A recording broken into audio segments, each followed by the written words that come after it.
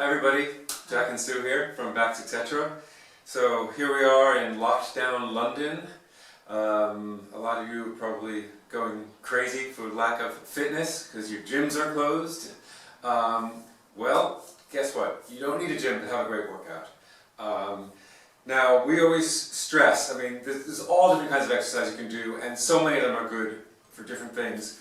But the one exercise that's most important that you should not ever skip is strength training. And that can be with weights, it can be with bands, or it can be, as we're going to show you here, just your body weight. No special equipment needed. If you do have some equipment, that's great, you can do even more stuff. But we're going to show you some stuff that you can just do either just with no props at all, or just some general household stuff. So, okay, now we like to divide, if you want to get a good total body workout, we like to divide it up amongst pushing and pulling exercises. You'll soon see what I mean by that. And obviously you want to have exercises that work your lower body and your upper body, if not the whole body, of course. So we designed a little workout that you should be able to do in pretty much a half hour. And what we're going to do in this video is we're going to show you just one circuit through it. We won't go through it the millions of repetitions because we want to try and keep this video nice and concise. But I'm going to run Sue through this, so she gets to be my torture victim.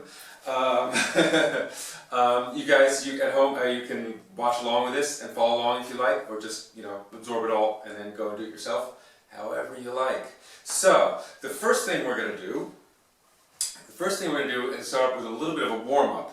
And there's all sorts of mobilization warm-ups, but this is actually quite a challenging warm-up. In fact, it's so good it can be an exercise unto itself, and it's crawling. Those of you who have worked with me before, you probably know about this. If not, prepare to learn something great. Looks easy, real hard. So, if you first turn sideways to the camera, so you're going to start out in quadruped position on your hands and knees. Hands are going to be below the shoulders, knees are going to be below the hips, so you're nice 90, 90, 90, 90. Neutral spine, nice long neck, chin tucked, shoulders wide, ribs down, so you're not going to be, kind of back arched or your ribs flared, exactly like that. We're not doing cat-camel here. So you're going to start off in a nice neutral spine, strong off the floor, and then you're going to get first into what we call a beast plank position. So from this position, you're just going to lift your knees up just a couple of inches off the floor. This is beast plank. Even this in itself is a great planking exercise, really good to do. But what we're going to do with this one is we're going to put it in motion. So, you can take a rest for a second. The key with crawling is you want to maintain that still torso. You want to maintain all of those cues that we're talking about with the neutral spine, long neck, chin tucked. But you want to move one hand and the opposite foot at the same time. And then the other hand and the opposite foot, picking up and putting down at the same time. So that's where it can get a little bit challenging because we're actually taxing your brain a little bit here too. But the great thing is that you did this when you were a baby, so you learned how to do it and it's still in there somewhere. So I'm going to get Sue doing what's called box crawling, which is basically crawling forward, to the left, backwards, to the right, and you're making a box, so you don't need a whole big room to do it. You can do it in just like something the size of this mat here, as you can see. So, what Sue is going to do is she's going to crawl forward a few steps. She's going to go sideways, and sideways is the same, really. You're still, it feels a little bit weird when you try it, but you're still picking up one hand, one foot at the same time. One hand, one foot, one hand, one foot.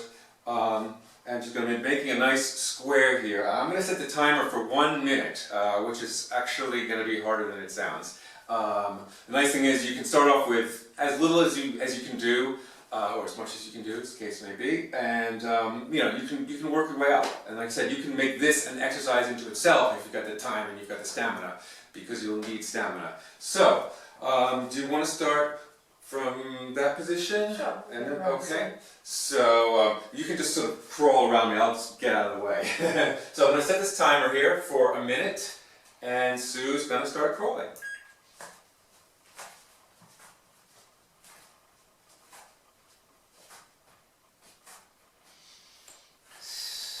She's doing what's called tension breathing. I'll mention that later. So So notice that she's trying not to wiggle her hips too much. Try and keep them nice and aligned with the floor. So you're not trying to do big motions. And you're doing small steps with hands and feet. You're not really reaching out too far because you're going to just, well, you're running out of room for one.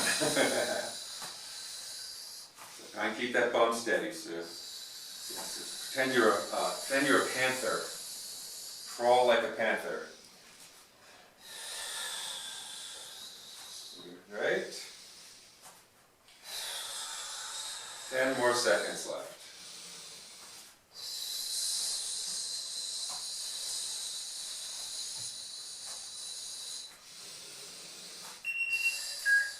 There you go. Was that hard? Yeah. And just to say, if you really can't do that, you can do it with baby crawling, i.e. with your knees down. Exactly. Start from there, and even that, especially because that'll get your brain familiar with the motor control needed to do it, just the timing of doing it. But yeah, and then when you can, graduate to lift your knees between the proper beast crawl or bear crawl. So like I said, that could be an exercise itself, but I like to do it for a minute or 2 minutes just to warm everything up. You get your heart racing. You're really working the whole body when you're doing that. And now we're going to get into we're going to do 4 different exercises that involve an upper body push, an upper body pull, a lower body push, a lower body pull.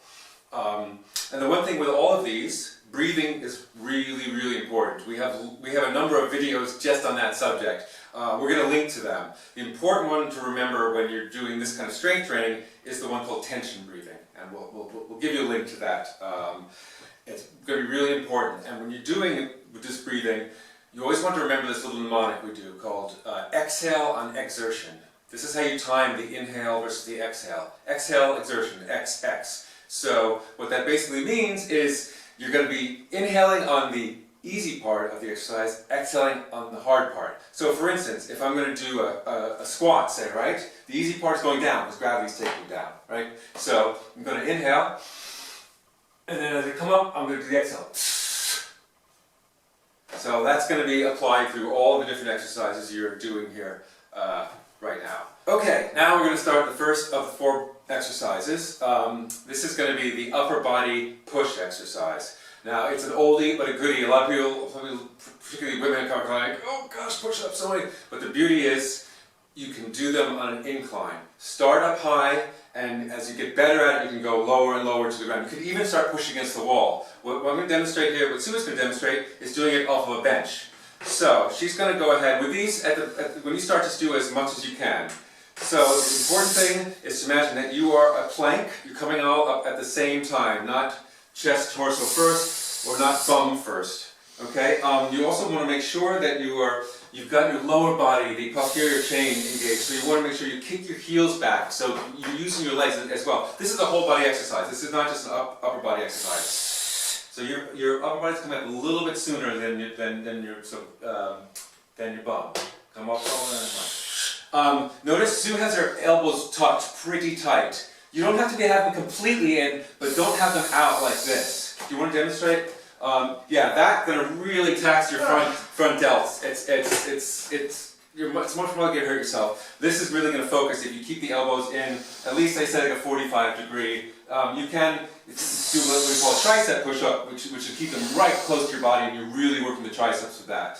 So again, you want to keep your neutral spine, you want to keep chin tucked, neck long, and only do as many as you can do with good form. If you start to lose it, if you start to fatigue and you're feeling compensations coming in, yes, there you go, then you want to stop. You only ever do as many as you can with good form. Now, if you're new to push-ups, you may only be able to do 2 of them, 3, 1. That's all right. Start with that, and then build up to it. Like I said, you can use something higher than this, a table, if this is too difficult, or something even lower, like a little stepper. And then, or if you can do them, right on the floor, good old classic push-up. And if you're really good, you can raise your feet up higher. So I mean, they can go to any level. Oh, there's all sorts of ways to progress it. You can do it with one hand on a block. You can raise your feet up against the wall. There's plenty of ways to progress it. But let's start with the basics, shall we? It's much better to do a full push-up on an incline than to go as many women do, onto your knees because you're not using your full body to do that. Absolutely, absolutely. A lot of people do push-ups on their knees, and I'm glad you mentioned that because you're not really engaging the core the same way when you're on your knees. So yeah, you will work your upper body some, but we like to push up as a total body exercise. So we prefer, rather than doing it on the floor on your knees, you do it on your feet, on a bench, or on a table. Okay, so the next exercise we're going to do split squats. Some people call them static lunges, we do sometimes as well. There's a variation which I'm going to show you, which then becomes the Bulgarian split squat. This is nice because it's a single leg exercise, so it's nice to be able to train one leg at one time and then the other leg, because if you have an imbalance, which many of us do, this is a way that you can help correct that. So for this, I'm going to start Sue. Sue is going to start in this kneeling position, making sure everything's aligned, that her knee isn't too far over the toe, like that, exactly. Her knee isn't too far out, it's straight in front. Back foot, toe is curled under, really planted hard on the floor, and then she's going to just come straight up. And notice she's exhaling as she comes up, and she's going to go down, and she's going to come straight up. Really come up, straighten that leg. And you notice with her hands, she's just creating a little bit of upper body tension, which helps to strengthen the whole body. Just pushing her hands together, not super hard. So this is a great little exercise. If you find it's too easy, then take a rest.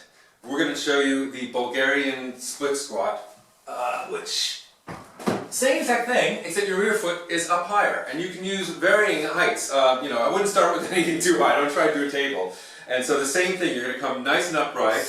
You want to make sure that your back isn't arched when you come up. You still have a good neutral spine. But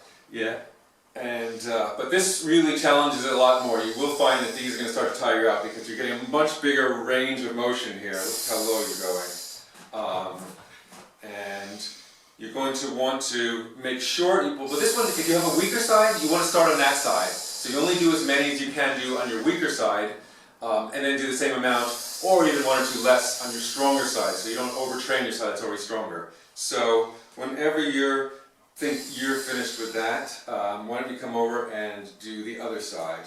And make sure that you are extending through the hip here and not bending through the spine. Yeah, you don't want to keep a fairly neutral spine for this, like with so many things. So I wasn't counting how many you did. Sorry. So I think I did about 12. Okay, so you wanted.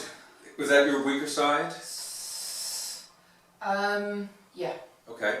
So I'll tell you what. Just do 11 on your stronger side. We'll weight it a little bit. Yeah. So notice that. You want to make sure that your knee doesn't go too far, doesn't really go over your big toe. It's kind of just at the limit there. Oop, yeah. This challenges your balance too. That's the nice thing about a lot of single leg stuff. We're going to do a single leg for the upper body pull as well. So, I'm leaving Sue to count because I'm too busy talking to you all. And yeah, if this starts to get easy, you can get something even higher. I did some of these myself this morning, and I had up on the weight bench, so I was up about this high, and it was pretty knackering. And you could also, if you've got like a big bag of rice or something, put it in a backpack and wear that to do it if you want some. There you go. Yeah, you weight. can put it in a backpack, and that will be a challenge. And it can be anything. It could be, you know, heavy bottles of wine, books. You haven't drank them all. Exactly. So there you go. So that's the second of exercises. We've got 2 more to go. Presto! Whoa, where did these come from? Okay, so this exercise, you're going to use some props, but the good thing is it should be stuff that you have already. All you need is 2 chairs, sturdy chairs please, a broomstick or something similar that's reasonably strong. We've just used a couple of tea towels here just to make sure that it doesn't slip. So these are going to be inverted rows. This is your upper body pull exercise. So, you know, I said that a push-up is a push, you're pushing the floor. In this case, you're pulling yourself up. So you're going to use a lot of different muscles for this. Whoa, easy there. You do have to be a little bit careful when you set this up that everything is stable. So what Sue is doing is she's bending her legs because that's a more beginning position. Long neck, chin tucked. If you find these easy, you can do it with straight legs. So these are quite challenging. So, you know, again, Sue's just going to do as many as she can with good form. Remembering to exhale as she comes up. Nice and plank, keep the neck back. So yeah, you're trying to compensate with your neck a little bit. Very common. People do it with push-ups as well. So you can only, again, like with push-ups, even if you can only do 3 of these, that's great. When you do something to exhaustion, your brain and your body need to make adaptations. You know, going, oh God, I'm going to have to get stronger to deal with this. And this will get you stronger. You see, you don't actually need weights. You can also do this on the end of a table. You know, if you don't want to do the whole chair thing, if you've got the right kind of table that you can get your legs underneath, you just pull yourself up that way. That would work as well. Okay, I think you've maxed out. That's good. Yeah. So these are really hard, and you're going to find that you're going to feel these all over, particularly like in your back and your lats and everything, your arms. It's a great little exercise to do. And one thing maybe you could see when I was lying down is to make sure that your shoulders are down and you're not up here when you're doing it. So it really is keeping the shoulders down in that position, locked.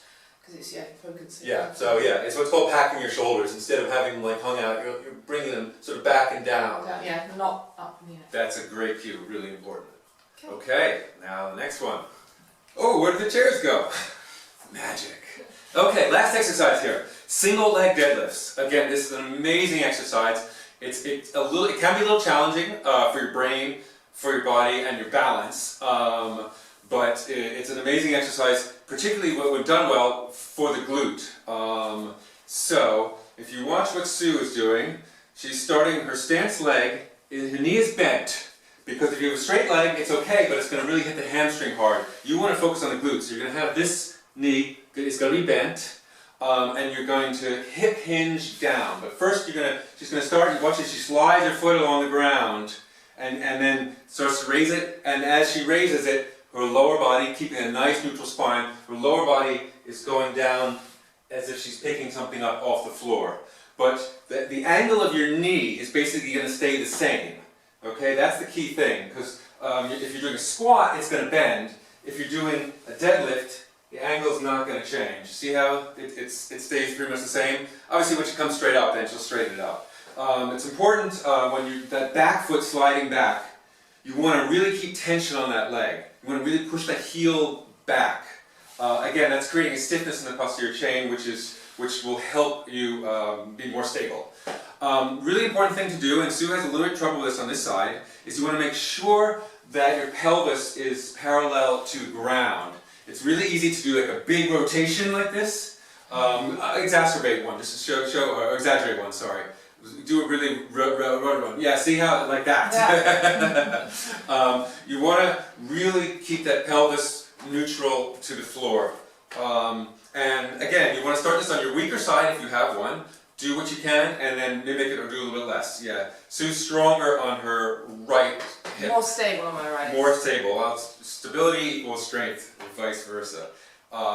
So now, if this is easy, you can do it with a weight, and that weight can be anything that you can hold. Like I said, if you don't have a dumbbell or a kettlebell, wine bottles. I've got a theme here. Or even that same backpack, you can use it. Stuff in it. But this is a really, really good exercise. Really, like I said, challenging the balance. And so you inhale as you go down, and then exhale as you come up. You can do this with a band as well. Bands are wonderful. We've got a whole lot of exercises you can do with bands. But particularly when you're starting out this exercise, just doing it with body weight is pretty good. You will feel it in your glutes. And yeah, you should really feel it on the sort of outside butt of the leg that you are standing on. And if you're not feeling it there, then maybe slow down and really think about your form, because you possibly aren't doing it right. Okay, there you have it. That's the first circuit done. So the way I like to program these type of things is doing circuits. So basically how that works is you do first exercise, and then you do the next exercise basically immediately after. And this is why I split them up, so you do push-ups first, upper body, split squat second, lower body, chair roast, upper body, single leg deadlifts, lower body. So that way you're not using the same muscle group too much, 2 times in a row. So what I would do is I do each of those, and then you take a little bit of a rest, water break, or you can do an active rest. And the great thing to do between circuits is some breathing exercises. Here's Sue doing some supine breathing exercises. We'll give you some links to those. We've got a number of them on our website. That's just making sure your intrinsic core is going to be all turned on, because you're going to need all that functioning to get your IAP, which is your core stability. So I usually do, say, these 4 exercises. Now you can do the crawling just as a warm-up initially, or if you want to do 3 sets of crawling, fantastic. So if you do like 3 of these circuits, it's going to be in the vicinity of a half hour, which is great. So, you know, you can always find time for that. Or, well, probably. So that's it. Hope you enjoyed it, and see you soon, I hope. Bye.